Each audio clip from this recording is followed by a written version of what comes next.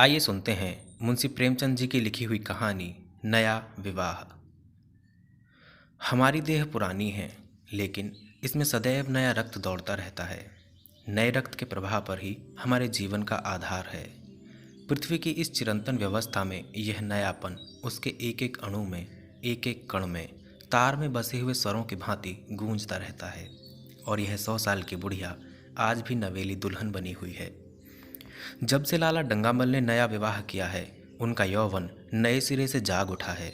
जब पहली स्त्री जीवित थी, तब वे घर में बहुत कम रहते थे। प्रातः से 10-11 बजे तक तो पूजा पाठ ही किया करते थे। फिर भोजन करके दुकान चले जाते। वहाँ से 1 बजे रात लौटते और थके मांदे सो जाते। यदि लीला कभी कहती जरा और सवेरे आ जाया करो, तो बिगड़ जाते और कहते तुम्हारे लिए क्या दुकान छोड़ दूं या रोजगार बंद कर दूं। यह वह जमाना नहीं है कि एक लोटा जल चढ़ाकर लक्ष्मी प्रसन्न कर ली जाए। आज उनकी चौखट पर माथा रगड़ना पड़ता है, तब भी उनका मुंह सीधा नहीं होता। लीला बेचारी चुप हो जाती। अभी 6 महीने की बात है। लीला को ज्वर चढ़ा हुआ था।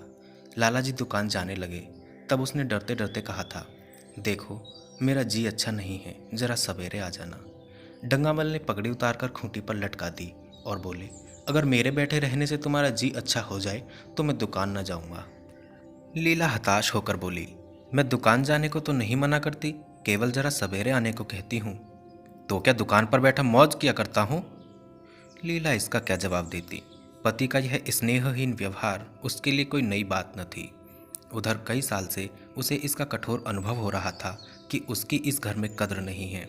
वह अक्सर इस समस्या पर विचार भी किया करती, पर वह अपना कोई अपराध न पाती। वह पति की सेवा अब पहले से कहीं ज़्यादा करती। उनके कार्यभार को हल्का करने की बराबर चेष्टा करती रहती, बराबर प्रसन्नचित रहती, कभी उनकी इच्छा के विरुद्ध कोई काम नहीं करती। अगर उसकी जवानी ढल चुकी थी तो इसमें उसका क्या अपराध था? किसकी जवानी सदैव स्थिर रहती है? अगर अब उसका स्वास्थ्य उतना अच्छा न था तो इसमें उसका क्या दोष? उसे बेकसूर क्यों दंड दिया जाता है? उचित तो यह था कि 25 साल का साहचर्य अब एक गहरी मानसिक और आत्मिक अनुरूपता का रूप धारण कर लेता, जो दोष को भी गुण बना लेता है, जो पके फल की तरह ज़्यादा रसीला, ज़्यादा मीठा और ज़्यादा सुंदर हो जाता है। लेकिन लाला जी का वणिक हृदय हर एक पदार्थ को वाणिज्य की तराजू से तोलता था। बूढ़ी गाय जब न दूध दे सकती है न बच्चे, तब उसके लिए गौशाला ही सबसे अच्छी जगह है। उनके विचार में लीला के लिए इतना ही काफ़ी था कि घर की मालकिन बनी रहे, आराम से खाए और पड़ी रहे। उसे अख्तियार है, चाहे जितने जेवर बनवाए, चाहे जितना स्नान व पूजा करे, केवल उनसे दूर रहे। मानव प्रकृति की जटिलता का एक रहस्य यह था कि डंगामल जिस आनंद से लीला को वंचित रखना चाहते थे, जिसकी उसके लिए कोई ज़रूरत ही न समझते थे, खुद उसी के लिए सदैव प्रयत्न करते रहते थे। लीला 40 वर्ष की होकर बूढ़ी समझ ली गई थी, किंतु वे 43 के होकर अभी जवान ही थे, जवानी के उन्माद और उल्लास से भरे हुए।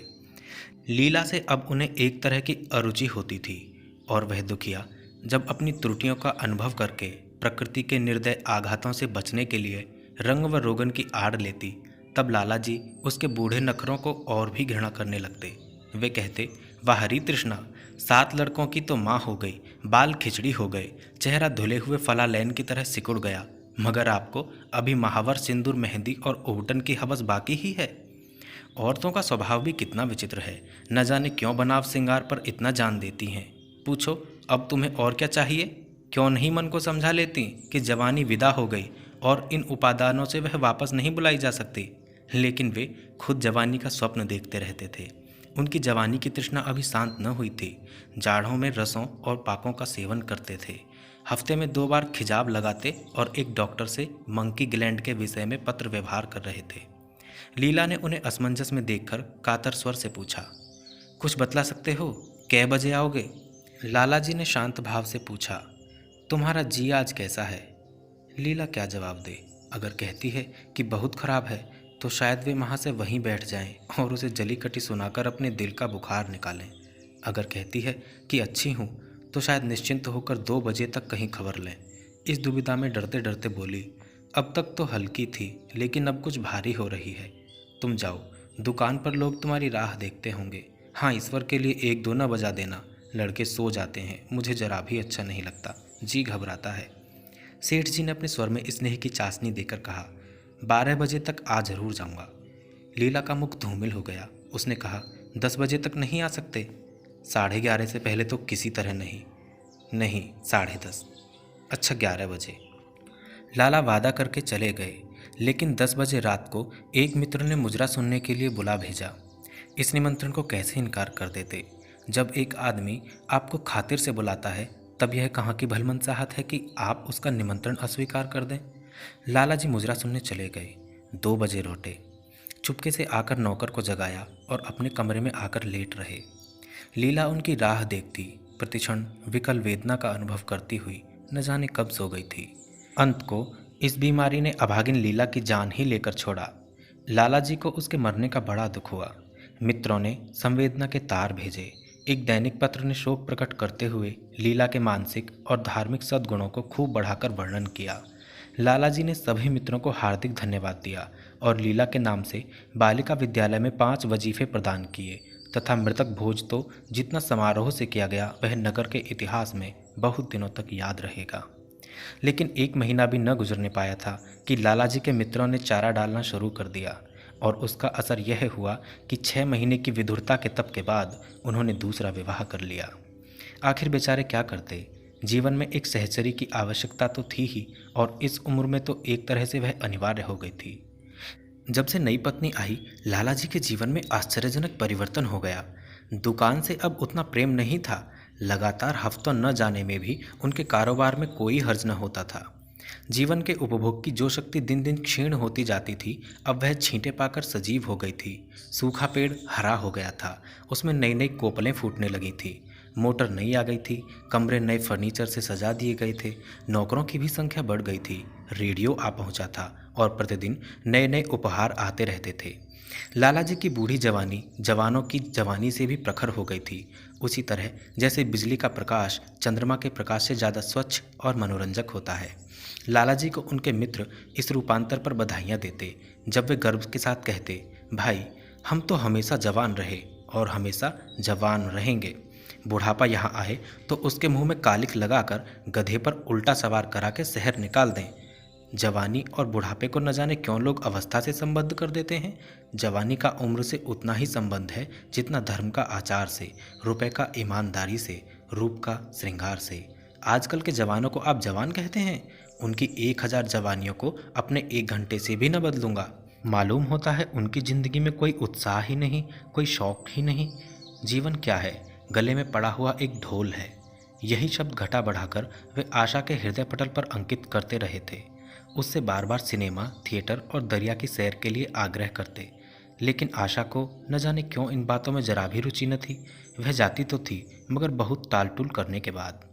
एक दिन लाला जी ने आकर कहा, चलो आज बजरे पर दरिया की सैर करें। वर्षा के दिन थे, दरिया चढ़ा हुआ था। मेघमालाएं अंतर्राष्ट्रीय सेनाओं की भांति रंग बिरंगी वर्दियां पहने आकाश में कवायद कर रही थीं। सड़कों पर लोग मल्हार और बारहमासा गाते चलते थे। बागों में झूले पड़ गए थे। आशा ने बेदिली से कहा, मेरा जी तो नहीं चाहता। लाला जी ने मृदु प्रेरणा के साथ कहा, तुम्हारा मन कैसा है जो आमोद प्रमोद की ओर आकर्षित ही नहीं होता? चलो जरा दरिया की सैर देखो। सच कहता हूँ, बजरे पर बड़ी बहार होगी। आप जाएं, मुझे और कई काम करने हैं। काम करने को आदमी है, तुम क्यों काम करोगी? महाराज अच्छे सालन नहीं पकाता, आप खाने बैठेंगे तो यूं ही उठ जाएंगे। आशा अपने अवकाश का बड़ा भाग लाला जी के लिए तरह तरह का भोजन पकाने में ही लगाती थी।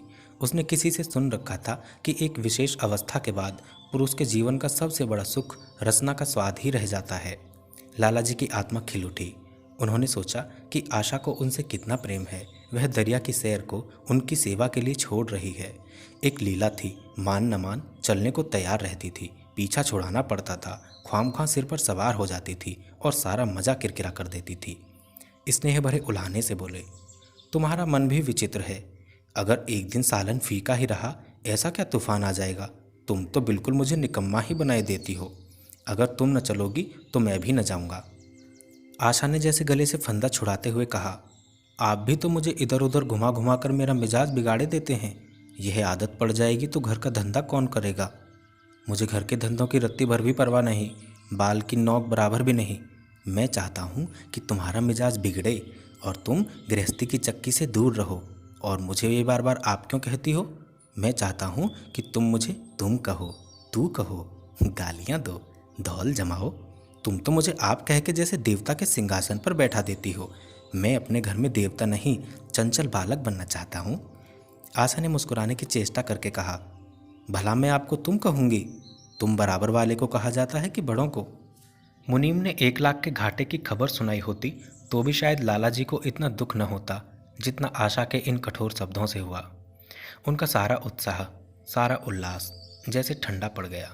सिर पर बांकी रखी हुई फूलदार टोपी, गले में पड़ी हुई जोगी रंग की चुनी हुई रेशमी चादर, वह तंजेब का बेलदार कुर्ता जिसमें सोने के बटन लगे हुए थे, यह सारा ठाट कैसे उन्हें हास्यजनक जान पड़ने लगा, जैसे वह सारा नशा किसी मंत्र से उतर गया हो। निराश होकर बोले, तो तुम्हें चलना है या नहीं? मेरा जी नहीं चाहता। तो मैं भी न जाऊं? मैं आपको कब मना करती हूँ? फिर आप कहा? आशा ने जैसे भीतर से जोर लगाकर कहा, तुम। और उसका मुखमंडल लज्जा से आरक्त हो गया। हाँ, इसी तरह तुम कहा करो। तो तुम नहीं चल रही हो? अगर मैं कहूँ तुम्हें चलना पड़ेगा तब चलूँगी। आपकी आज्ञा मानना मेरा धर्म है। लाला जी आज्ञा न दे सके। आज्ञा और धर्म जैसे शब्द उनके कानों में चुभने से लगे। खिसियाए हुए बाहर को चल पड़े। उस वक्त आशा को उन पर दया आ गई। बोली, तो कब तक लौटोगे? मैं नहीं जा रहा हूँ। अच्छा, तो मैं भी चलती हूँ।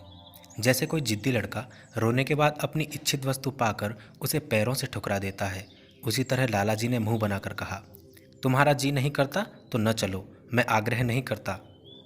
आप? नहीं, तुम बुरा मान जाओगे। आशा गई, लेकिन उमंग से नहीं। जिस मामूली वेश में थी उसी तरह चल खड़ी हुई।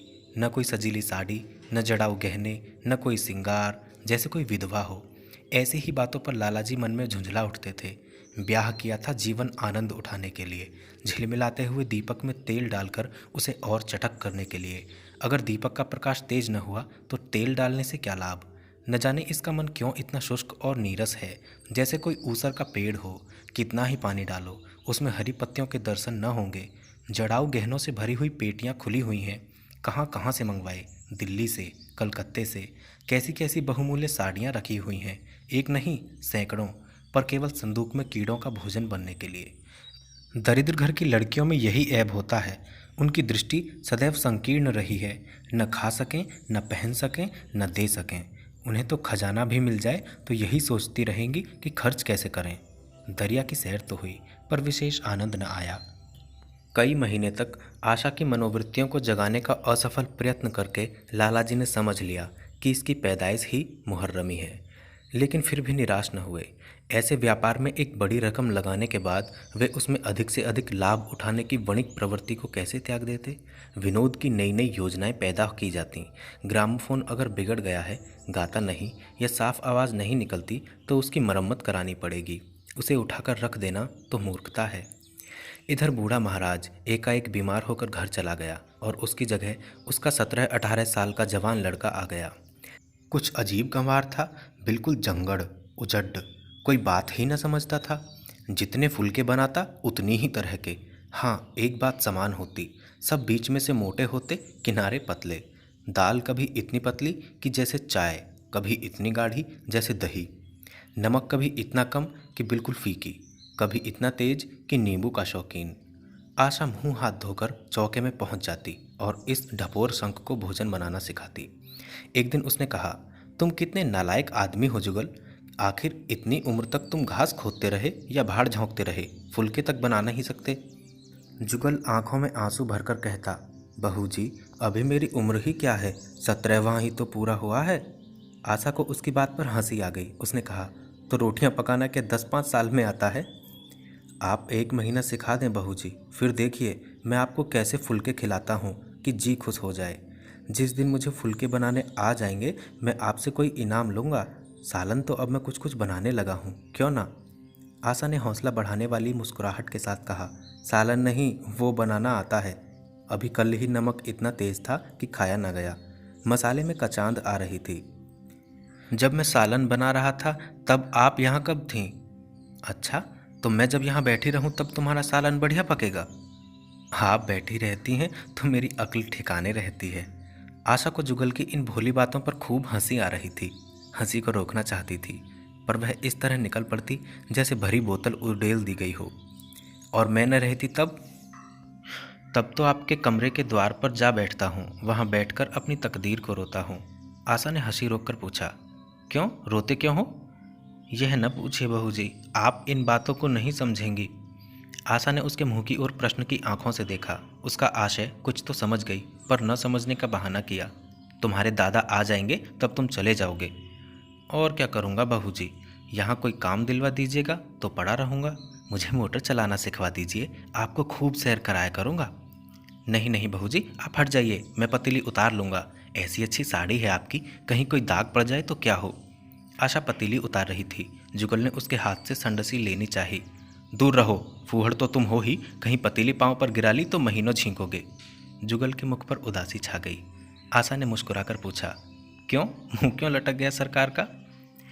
जुगल रुआंसा होकर बोला, आप तो मुझे डांट देती हैं बहू जी, तब मेरा दिल टूट जाता है। सरकार कितना ही घुड़कें, मुझे बिल्कुल ही दुख नहीं होता। आपकी कड़ी नज़र देखकर मेरा खून सर्द हो जाता है। आशा ने दिलासा दिया, मैंने तुम्हें डांटा तो नहीं, केवल यही तो कहा कि कहीं पतीली तुम्हारे पाँव पर गिर पड़े तो क्या हो। हाथ तो आपका भी है, कहीं आपके हाथ से छूट पड़े तो। लाला डंगामल ने रसोई के द्वार पर आकर कहा, आशा जरा यहाँ आना, देखो तुम्हारे लिए कितने सुंदर गमले लाया हूँ, तुम्हारे कमरे के सामने रखे जाएंगे। तुम यहाँ धुएं धक्कड़ में क्यों हलकान होती हो? इस लड़के से कह दो कि जल्दी महाराज को बुलाए, नहीं तो मैं कोई दूसरा आदमी रख लूँगा। महाराजों की कमी नहीं है, आखिर कब तक कोई रियायत करे, गधे को जरा भी तमीज़ नहीं आई। सुनता है जुगल, लिख दे अपने बाप को। चूल्हे पर तवा रखा हुआ था। आशा रोटियां बेलने में लगी थी। जुगल तवे के लिए रोटियों का इंतजार कर रहा था। ऐसी हालत में भला आशा कैसे गमले देखने जाती? उसने कहा, जुगल रोटियां टेढ़ी मेढ़ी बेल डालेगा। लालाजी ने कुछ चिढ़कर कहा, अगर रोटियां टेढ़ी मेढ़ी बेलेगा तो निकाल दिया जाएगा। आशा अनसुनी करके बोली, 10-5 दिन में सीख जाएगा, निकालने की क्या ज़रूरत है? तुम आकर बतला दो गमले कहाँ रखे जाएं। कहती तो हूँ रोटियां बेलकर आ ही जाती हूँ। नहीं, मैं कहता हूँ तुम रोटियां मत बेलो, आप तो खामखा जिद करते हैं। लालाजी सन्नाटे में आ गए। आशा ने कभी इतनी रुखाई से उन्हें जवाब न दिया था, और यह केवल रुखाई न थी, इसमें कटुता भी थी। लज्जित होकर चले गए। उन्हें ऐसा क्रोध आ रहा था कि इन गमलों को तोड़कर फेंक दें और सारे पौधे चूल्हे में डाल दें। जुगल ने सहमे हुए स्वर में कहा, आप चली जाएं बहू जी, सरकार बिगड़ जाएंगे। बको मत, जल्दी जल्दी फुलके सेको, नहीं तो निकाल दिए जाओगे। और आज मुझसे रुपए लेकर अपने लिए कपड़े बनवा लो, भिखमंगों किसी सूरत बनाए घूमते हो। और बाल क्यों इतने बढ़ा रखे हैं, तुम्हें नाई भी नहीं जुड़ता? जुगल ने दूर की बात सोची, बोला, कपड़े बनवा लूँ तो दादा को हिसाब क्या दूंगा? अरे पागल, मैं हिसाब देने को नहीं कहती, मुझसे ले जाना। जुगल काहिलपन की हंसी हंसा, आप बनवाएंगी तो अच्छे कपड़े लूँगा, खद्दर के मलमल का कुर्ता, खद्दर की धोती, रेशमी चादर, अच्छा सा चप्पल। आशा ने मीठी मुस्कान से कहा, और अगर अपने दाम से बनवाने पड़े तब कपड़े ही क्यों बनवाऊंगा, बड़े चालाक हो तुम। जुगल ने अपनी बुद्धिमत्ता का प्रदर्शन किया। आदमी अपने घर में सूखी रोटियां खाकर सो रहता है, लेकिन दावत में तो अच्छे अच्छे पकवान ही खाता है। वहाँ भी यदि रूखी रोटियां मिले तो वह दावत में जाए ही नहीं। मैं यह सब नहीं जानती, एक गाढ़े का कुर्ता बनवा लो और एक टोपी ले लो, हजामत के लिए 2 आने ऊपर से ले लो। जुगल ने मान करके कहा, रहने दीजिए, मैं नहीं लेता। अच्छे कपड़े पहनकर निकलूंगा तब तो आपकी याद आवेगी, सड़ियल कपड़े पहनकर तो और जी जलेगा। तुम स्वार्थी हो, मुफ्त के कपड़े लोगे और साथ ही बढ़िया भी। जब यहाँ से जाने लगूं तब आप मुझे अपना एक चित्र दीजिएगा। मेरा चित्र लेकर क्या करोगे? अपनी कोठरी में लगाऊंगा और नित्य देखा करूंगा। बस वही साड़ी पहनकर खिंचवाना जो कल पहनी थी, और वही मोतियों की माला भी हो। मुझे नंगी नंगी सूरत अच्छी नहीं लगती। आपके पास तो बहुत गहने होंगे, आप पहनती क्यों नहीं? तो तुम्हें गहने अच्छे लगते हैं? बहुत। लालाजी ने फिर आकर जलते हुए मन से कहा, अभी तक तुम्हारी रोटियां नहीं पकी जुगल। कल से अगर तूने अपने आप अच्छी रोटियां न पकाई तो मैं तुझे निकाल दूंगा। आशा ने तुरंत हाथ मुंह धोया और बड़े प्रसन्न मन से लालाजी के साथ गमले देखने चली। इस समय उसकी छवि में प्रफुल्लता की रौनक थी, बातों में भी जैसे शक्कर घुली हुई थी। लालाजी का सारा खिसियानापन मिट गया था। उसने गमलों को क्षुब्ध आंखों से देखा। उसने कहा, मैं इनमें से कोई गमला न जाने दूंगी, सब मेरे कमरे के सामने रखवाना। सब। कितने सुंदर पौधे हैं, वाह इनके हिंदी नाम भी मुझे बतला देना। लाला जी ने छेड़ा। सब गमले क्या करोगी? 10-5 पसंद कर लो, शेष में बाहर रखवा दूंगा। जी नहीं, मैं एक भी न छोड़ूंगी, सब यहीं रखे जाएंगे। बड़ी लालचिन हो तुम। लालचिन ही सही, मैं आपको एक भी न दूंगी। 2-4 तो दे दो, इतनी मेहनत से लाया हूँ। जी नहीं, इनमें से एक भी न मिलेगा। दूसरे दिन आशा ने अपने को आभूषण से खूब सजाया और फिरोजी साड़ी पहनकर निकली। तब लाला जी की आंखों में ज्योति आ गई। समझे, अवश्य ही अब उनके प्रेम का जादू कुछ कुछ चल रहा है। नहीं तो उनके बार बार आग्रह करने पर भी, बार बार याचना करने पर भी उसने कोई आभूषण न पहना था। कभी कभी मोतियों का हार गले में डाल लेती थी, वह भी ऊपरी मन से। आज वह आभूषणों से अलंकृत होकर फूली नहीं समाती, इतराई जाती है, मानो कहती हो, देखो मैं कितनी सुंदर हूँ। पहले जो बंद कली थी, आज वह खिल गई थी। लाला जी पर घड़ों नशा चढ़ा हुआ था। वे चाहते थे उनके मित्र और बंधु वर्ग आकर इस सोने की रानी के दर्शनों से अपनी आंखें ठंडी करें, देखें कि वह कितनी सुखी, संतुष्ट और प्रसन्न है। जिन विद्रोहियों ने विवाह के समय तरह तरह की शंकाएं की थीं, वे आंखें खोलकर देखें कि डंगामल कितना सुखी है। विश्वास, अनुराग और अनुभव ने चमत्कार किया है। उन्होंने प्रस्ताव किया, चलो कहीं घूम आएं, बड़ी मज़ेदार हवा चल रही है। आशा इस वक्त कैसे जा सकती थी? अभी उसे रसोई में जाना था। वहाँ से कहीं 12-1 बजे फुर्सत मिलेगी, फिर घर के दूसरे धंधे सिर पर सवार हो जाएंगे। सैर सपाटे के पीछे क्या घर चौपट कर दें? सेठ जी ने उसका हाथ पकड़ लिया और कहा, नहीं, आज मैं तुम्हें रसोई में न जाने दूंगा। महाराज के कि कुछ न होगा तो आज उसकी शामत भी आ जाएगी। आशा के मुख पर से वह प्रफुल्लता जाती रही, मन भी उदास हो गया। एक सोफा पर लेटकर बोली, आज न जाने क्यों कलेजे में मीठा मीठा दर्द हो रहा है। ऐसा दर्द कभी नहीं होता था। सेठ जी घबरा उठे। यह दर्द कब से हो रहा है? हो तो रहा है रात से ही, लेकिन अभी कुछ कम हो गया था, अब फिर से होने लगा है। रह रहकर जैसे चुभन हो जाती है। सेठ जी एक बात सोचकर दिल ही दिल में फूल उठे। अब वे गोलियां रंग ला रही हैं। राजवैद्य जी ने कहा भी था कि जरा सोच समझकर इनका सेवन कीजिएगा, क्यों न हो खानदानी वैद्य हैं। इनके बाप बनारस के महाराज के चिकित्सक थे, पुराने और परीक्षित नुस्खे हैं इनके पास। उन्होंने कहा, तो रात से ही यह दर्द हो रहा है? तुमने मुझसे कहा नहीं, नहीं तो वैद्य जी से कोई दवा मंगवाता। मैंने समझा था आप अच्छा हो जाएगा, मगर अब बढ़ रहा है। दर्द कहाँ हो रहा है? जरा देखूं, कुछ सूजन तो नहीं है? सेठ जी ने आशा के आंचल की तरफ हाथ बढ़ाया। आशा ने शर्माकर सिर झुका लिया। उसने कहा, यह तुम्हारी शरारत मुझे अच्छी नहीं लगती। मैं अपनी जान से मरती हूँ, तुम्हें हंसी सूझती है। जाकर कोई दवा ला दो। सेठ जी अपने पुंसत्व का यह डिप्लोमा पाकर उससे कहीं ज़्यादा प्रसन्न हुए जितना राय बहादुरी पाकर होते। इस विजय का डंका पीटे बिना उन्हें कैसे चैन आ सकता था? जो लोग उनके विवाह के विषय में द्वेष में टिप्पणियां कर रहे थे, उन्हें नीचा दिखाने का कितना अच्छा अवसर हाथ आया है, और इतनी जल्दी। पहले पंडित भोलानाथ के पास गए और भाग्य ठोक कर बोले, भाई मैं तो बड़ी विपत्ति में फंस गया। कल से उनके कलेजे में दर्द हो रहा है, कुछ बुद्धि काम नहीं करती। कहती हैं ऐसा दर्द पहले कभी नहीं हुआ था। भोलानाथ ने कुछ हमदर्दी न दिखाई। सेठ जी यहाँ से उठकर अपने दूसरे मित्र लाला फागमल के पास पहुँचे और उनसे भी लगभग उन्हीं शब्दों में यह शोक संवाद कहा। फागमल बड़ा सोहदा था, मुस्कुराकर बोला, मुझे तो आपकी शरारत मालूम होती है। सेठ जी की बाँछें खिल गईं। उन्होंने कहा, मैं अपना दुख सुना रहा हूँ और तुम्हें दिल लगी सूझती है। जरा भी आदमियत तुम में नहीं है। मैं दिल लगी नहीं कर रहा हूँ, इसमें दिल लगी की क्या बात है? वे हैं कमसिन, कोमलांगी, आप ठहरे पुराने लठैत, दंगल के पहलवान। बस अगर यह बात न निकले तो मूछें मुड़ा लूँ। सेठ की आंखें जगमगा उठीं। मन में यौवन की भावना प्रबल हो उठी और उसके साथ ही मुख पर भी यौवन की झलक आ गई। छाती जैसे कुछ फूल गई।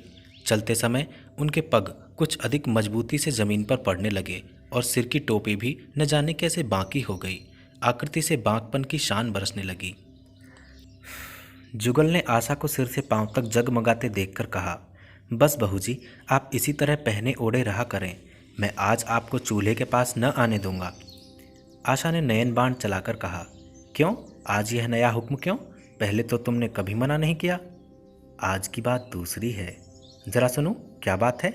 मैं डरता हूँ आप कहीं नाराज़ न हो जाएं। नहीं नहीं, कहो, मैं नाराज़ न होंगी। आज आप बहुत सुंदर लग रही हैं। लाला डंगामल ने असंख्य बार आशा के रूप और यौवन की प्रशंसा की थी।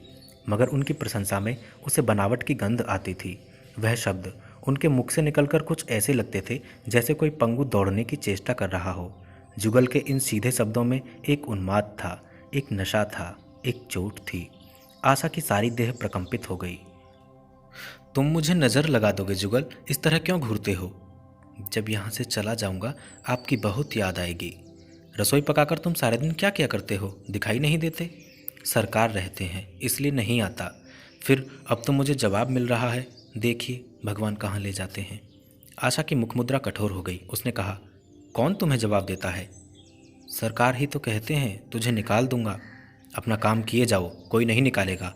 अब तो तुम फुलके भी अच्छे बनाने लगे हो। सरकार हैं बड़े गुस्सेवर, 2-4 दिन में उनका मिजाज ठीक किए देती हूँ। आपके साथ चलते हैं तो आपके बाप से लगते हैं। तुम बड़े मुंह फट हो, खबरदार जबान संभाल कर बात किया करो। किंतु अप्रसन्नता का यह झीना आवरण उसके मनोरहस्य को न छिपा सका। वह प्रकाश की भांति उसके अंदर से निकल पड़ता था। जुगल ने फिर उसी निर्भीकता से कहा, मेरा मुंह कोई बंद कर ले। यहाँ यों सभी यही कहते हैं। मेरा ब्याह कोई 50 साल की बुढ़िया से कर दे तो मैं घर छोड़कर भाग जाऊं, या तो खुद जहर खा लूं या उसे जहर देकर मार डालूं। फांसी ही तो होगी। आशा उस कृत्रिम क्रोध को कायम न रख सकी। जुगल ने उसकी हृदय वीणा के तारों पर मिजराब की ऐसी चोट मारी थी कि उसके बहुत जब्त करने पर भी उसके मन की व्यथा बाहर निकल आई। उसने कहा, भाग्य भी तो कोई वस्तु है। ऐसा भाग्य जाए भाड़ में। तुम्हारा ब्याह किसी बुढ़िया से ही करूंगी, देख लेना। तो मैं भी जहर खा लूँगा, देख लीजिएगा। क्यों? बुढ़िया तुम्हें जवान स्त्री से ज़्यादा प्यार करेगी, ज़्यादा सेवा करेगी, तुम्हें सीधे रास्ते पर रखेगी। यह सब माँ का काम है। बीवी जिस काम के लिए है उसी काम के लिए है। आखिर बीवी किस काम के लिए है? मोटर की आवाज़ आई। न जाने कैसे आशा के सिर का अंचल खिसक कर कंधों पर आ गया। उसने जल्दी से अंचल खींचकर सिर पर कर लिया और यह कहती हुई अपने कमरे की ओर लपकी, लाला भोजन करके चले जाएं तब आना। तो यह थी कहानी नया विवाह।